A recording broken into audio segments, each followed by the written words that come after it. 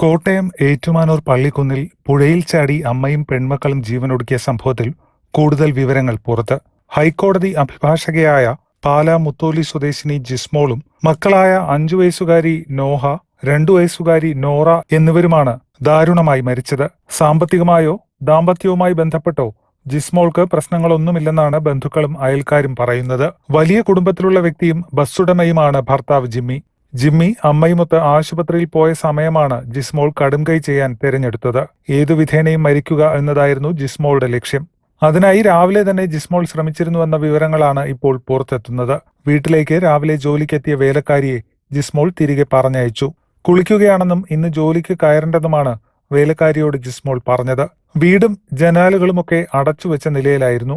കുളിമുറിയിൽ നിന്നുമാണ് ജിസ്മോൾ സംസാരിച്ചതെന്നും വേലക്കാരി മൊഴി നൽകിയിട്ടുണ്ട്. ജിസ്മോളുടെ വിയോഗശേഷം വീട് പരിശോധിക്കാനെത്തിയ പോലീസിന് വീട്ടിൽ വെച്ച് ജിസ്മോൾ ജീവനൊടുക്കാൻ ശ്രമിച്ചതിന് ഒട്ടേറെ തെളിവുകളും ലഭിച്ചു. വീട്ടിൽ വെച്ച് മക്കൾക്ക് അണുനാശിനി കൊടുത്തും സ്വന്തം കൈഞ്ഞരമ്പ് മുറിച്ചും ജിസ്മോൾ ആദ്യം ആത്മഹത്യയ്ക്ക് ശ്രമിച്ചിരുന്നു. മുറിയിൽ കീടനാശിനി ഒഴുകി പരന്നിട്ടുണ്ട്. മുറിയിലെ ഫാനിന്റെ ലീഫും വളഞ്ഞ നിലയിലാണ്. തൂങ്ങാനുള്ള ശ്രമവും ജിസ്മോൾ നടത്തിയെന്നാണ് കണ്ടെത്തൽ.